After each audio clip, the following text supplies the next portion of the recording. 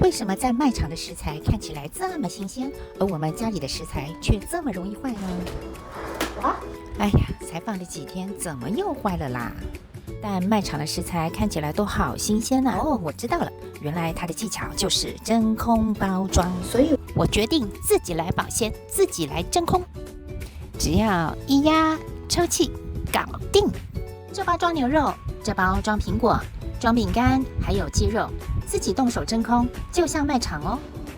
真空后，食材不怕发霉、受潮与变质，想吃什么就拿什么，超方便。